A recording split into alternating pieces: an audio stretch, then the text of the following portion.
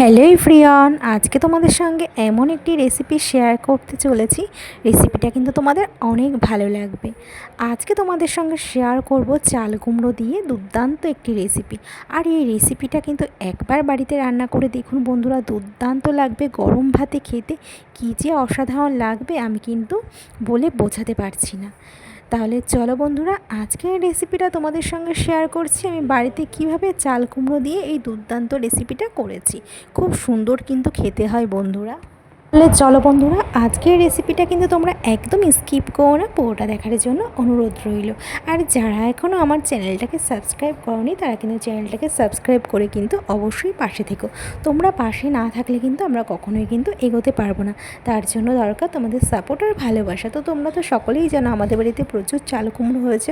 তো এই যে বাড়ির গাছের চাল কুমড়ো আমি এখন পেরে নিচ্ছি, টাটকা চাল কুমড়ো। আর বাড়ির জিনিস খেতে কিন্তু মজাই আলাদা। এই যে চাল কুমড়োটাকে আমি এখন কেটে নিচ্ছি। চাল কুমড়োটা প্রচুর কচি ছিল, একদম কিন্তু টাটকা ছিল। এবার চাল কুমড়োটাকে কিন্তু আমি ছোটো ছোটো করে কিন্তু কেটে নেব। এই যে খোসাটাকে আমি ভালো করে বটি দিয়ে কিন্তু ছাড়িয়ে নিচ্ছি। এবার কিন্তু চাল কুমড়োটাকে কিন্তু আমি ছোটো ছোটো করে কিন্তু টুকরো করে নেব। ছালটাকে আমি ভালো করে কিন্তু ছাড়িয়ে পরিষ্কার করে নেব। এবার আমি ছোটো ছোটো করে কিন্তু কেটে নেব, খুব বেশি বড়ও না আবার খুব বেশি কিন্তু ছোটও না, মিডিয়াম সাইজ, মানে যেরকম পোস্তর আলু হয় তার থেকে একটু কিন্তু আমি বড়ই কেটে নেব। তো ছালটা ছালানো হয়ে গেছে। এবার কিন্তু আমি এই যে, আর চাল কুমড়োটা এতটা কচি ছিল বন্ধুরা কি বলবো, কাটার সঙ্গে সঙ্গেই কিন্তু দেখুন কতটা টাটকা, দেখলেই বুঝতে পারছেন। তো এই যে আমি ছোটো ছোটো করে কিন্তু কেটে নিচ্ছি চাল কুমড়োটাকে। এবার কিন্তু আমি কিছু মশলা করে নেব। তার জন্য এই যে আমি কিছুটা আদা নিয়েছি আর 6-7টা মতন কাঁচা লঙ্কা নিয়েছি। একটু ঝাল ঝাল করে করব, ঝাল খেতে ইচ্ছা করছে অনেক দিন ধরে।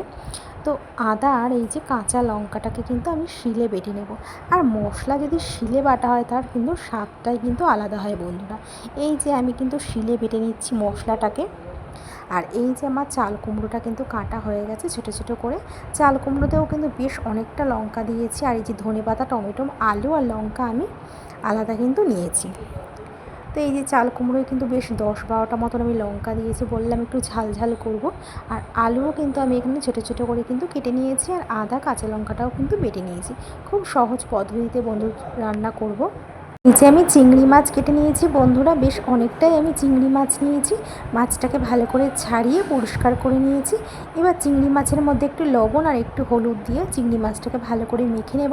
আর এই যে কড়াইতে কিন্তু আমি বেশ খানিকটা তেল দিয়েছি। তেলটাকে ভালো করে গরম করে আমি এখানে জিরে, শুকনো লঙ্কা আর তেজপাতা কিন্তু ফোড়নে দিয়েছি। তো 2টো শুকনো লঙ্কা নিয়েছি, 2টো তেজপাতা আমি নিয়েছি। তো ফোড়নটাকে খুব ভালোভাবে নাড়াচাড়া করে নেব। আর এই যে আমার চিংড়ি মাছটাও কিন্তু লবণ হলুদ দিয়ে কিন্তু বেশ মাখা হয়ে গেছে। এবার কিন্তু কড়াইতে কিন্তু এই যে ডুমো ডুমো করে আমি আলু কেটেছিলাম, আলুটাকে কিন্তু ফার্স্টে আমি ভেজে নেব। এই যে আলুটাকে কিন্তু ফার্স্টে আমি ভেজে নেব। খুব ভালো লাগে বন্ধুরা চাল কুমড়ো দিয়ে চিংড়ি মাছ দিয়ে এরকমভাবে রান্না করে খেয়ে একবার বাড়িতে দেখবেন যে কি ভালো লাগে। মানে আমার ফেভারিট রান্না, এতটাই ভালো লাগে খেতে, মানে আমার বারবার খেতে ইচ্ছা করে। একবার রান্না করে খেয়ে দেখবেন বন্ধুরা, বারবার খেতে ইচ্ছা করবে। তো এই যে চিংড়ি মাছটা আর আলাদা করে ভাজবো না, চিংড়ি মাছটাকে কিন্তু আলুর সঙ্গে আমি ভেজে নেব। আলু আর চিংড়ি মাছটাকে কিন্তু আমি খুব ভালো করে কিন্তু ভেজে নেব। আর যেহেতু চিংড়ি মাছ কিন্তু খুব বেশি কিন্তু ভাজা লাগে না, কম ভাজলেই হয়ে যায়। আর এবার কিন্তু আমি এর মধ্যে এই যে একটা টমেটোমের টুকরো আমি দিয়ে দিয়েছি, ছোটো ছোটো করে টমেটোমটা কেটেছিলাম, টমেটোমের টুকরোও দিয়ে দিয়েছি। আলু, টমেটোমের টুকরো আর চিংড়ি মাছটাকে আমি খুব ভালো করে কিন্তু ভেজে নেব।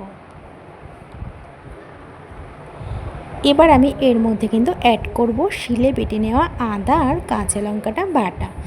এবার খুব ভালো করে কিন্তু আমি আদা কাঁচা লঙ্কা বাটা কিন্তু খুব ভালো করে কিন্তু আমি আলুর সঙ্গে কিন্তু ভালো করে মিশিয়ে নেব। এবার আমি এর মধ্যে অ্যাড করব স্বাদের জন্য কিন্তু লবণ আমি দিয়ে দেব এই যে, আর কালারের জন্য কিন্তু আমি এখানে হলুদ দিয়ে দেব। তো লবণ হলুদ দিয়ে দেব, তোমরা লবণটা বুঝে দেবে। তো আমি লবণ হলুদ দিয়ে দিয়েছি আর একটু জিরের গুঁড়ো দিয়েছি। এবার খুব ভালোভাবে কিন্তু এটাকে কিন্তু ভালো করে কিন্তু মিশিয়ে মিশিয়ে নাড়াচাড়া করে নেব। খুব ভালো করে কিন্তু আলুটাকে কিন্তু কষিয়ে নিতে হবে। আর বন্ধুরা, কষানোটাই কিন্তু মেইন। যে কোনো রান্নায় যদি কষানো ভালো না হয় তাহলে কিন্তু রান্নার স্বাদ কিন্তু একদমই ভালো লাগবে না। আর এই যে আমি ছোটো ছোটো করে চাল কুমড়ো দেখুন এক থালা কেটে নিয়েছি। আমার চাল কুমড়ো খেতে যে কী ভালো লাগে, আর যদি হয় এরকম রেসিপি। তো চাল কুমড়োটা দিয়ে দিয়েছি। এবার আমি 6-7টা একটু কাঁচা লঙ্কা দিয়েছি। আগেই বলেছি একটু ঝাল ঝাল করবো, বেশ অনেক দিন ধরে একটু ঝাল খেতে ইচ্ছে করছে। আর দেখুন কতটা চাল কুমড়ো দেখাচ্ছে, কিন্তু রান্নার পরে দেখবেন কতটুকু হয়ে গেছে। আর গাছের জিনিসের কিন্তু খাওয়ার কিন্তু মজাই আলাদা, প্রচুর ভালো লাগে। তো খুব ভালোভাবে চাল কুমড়োর সাথে কিন্তু আমি খুব ভালোভাবে কিন্তু মিশিয়ে নেব। এই যে খুব ভালোভাবে কিন্তু চাল কুমড়োর সাথে কিন্তু আমি মিশিয়ে নিচ্ছি।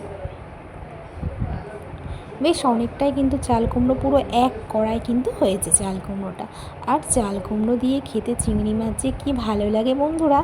এবার আমি কিছুক্ষণ জন্য ঢাকনা দিয়ে রেখেও দেবো, তাহলে কিন্তু ভাপে কিন্তু সেদ্ধটা হয়ে যাবে। আর এর মধ্যে আমি কোনো রকম জল ব্যবহার করব না, কারণ চাল কুমড়োর জলেই কিন্তু চাল কুমড়ো সেদ্ধ হয়ে যাবে।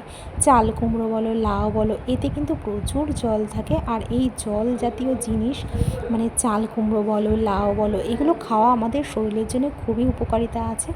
যাদের জলের ঘাটতি আছে শরীরে, তারা কিন্তু চাল কুমড়ো, লাউ খেতে পারো, খুব উপকারিতা আছে খাওয়া। তো এই যে চাল কুমড়োটাও কিন্তু প্রায় সেদ্ধ হয়ে গেছে দেখুন, কারণ এতটাই কচি ছিল চাল কুমড়োটা।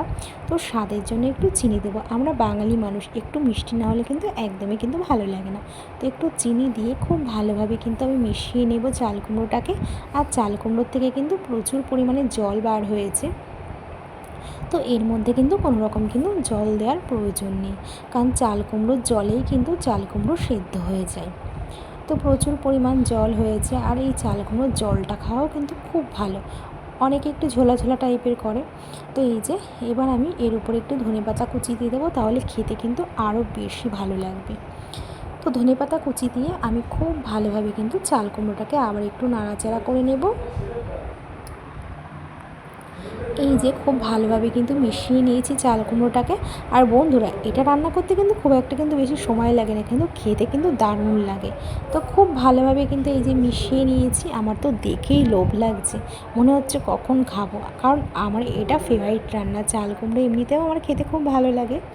আমার এই চাল কুমড়ো হলে কিন্তু বন্ধুরা আর কিছু লাগে না, কারণ এতটা ভালো লাগে খেতে। আর গাছের টাটকা জিনিস খাওয়ার কিন্তু মজাই আলাদা। তো খুব ভালোভাবে নাড়াচাড়া করে নিয়েছি, যেহেতু একটু জল বার হয়েছে। তো এর জন্য আমি একটু সামান্য একটু আটার গুঁড়ি দেবো, তাহলে একটু মাখো টাইপের হয়ে যাবে, জলটাও টেনে নেবে। তো খুব ভালোভাবে কিন্তু এবারে আমি কিন্তু মিশিয়ে নেব। আর জল জল থাকলেও কোনো সমস্যা নেই, কারণ চাল কুমড়োর জল কিন্তু আমাদের শরীরের জন্য খুবই উপকারিতা আছে।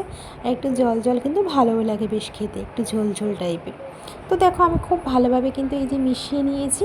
আর জলটাও কিন্তু অনেকটা বেশ টেনে গেছে, দেখতে কিন্তু বেশ লোভনীয় লাগছে বন্ধুরা। তো এই যে আমার কিন্তু রান্নাটা কিন্তু একদম কমপ্লিট হয়ে গেছে। এবার কিন্তু আমি কিন্তু একটি পাত্রে কিন্তু নামিয়ে ফেলবো চাল কুমড়ো দিয়ে চিংড়ি মাছের দুর্দান্ত একটি রেসিপি। এই রেসিপিটা কিন্তু খুব জনপ্রিয় একটি রেসিপি, চাল কুমড়ো দিয়ে চিংড়ি মাছ। তো এই যে বন্ধুরা, আমার তৈরি হয়ে গেছে চাল কুমড়ো দিয়ে চিংড়ি মাছের দুর্দান্ত একটি রেসিপি। তো বন্ধুরা, আজকের রেসিপিটা যদি তোমাদের ভালো লেগে থাকে অবশ্যই কিন্তু কমেন্ট করে জানিও। আর এটা কিন্তু গরম ভাতের সঙ্গে খেতে কিন্তু দুর্দান্ত লাগে। এরকম রান্না হলে কিন্তু আর কিছু চাই না বন্ধুরা। তো ভালো লাগলে অবশ্যই কমেন্ট করে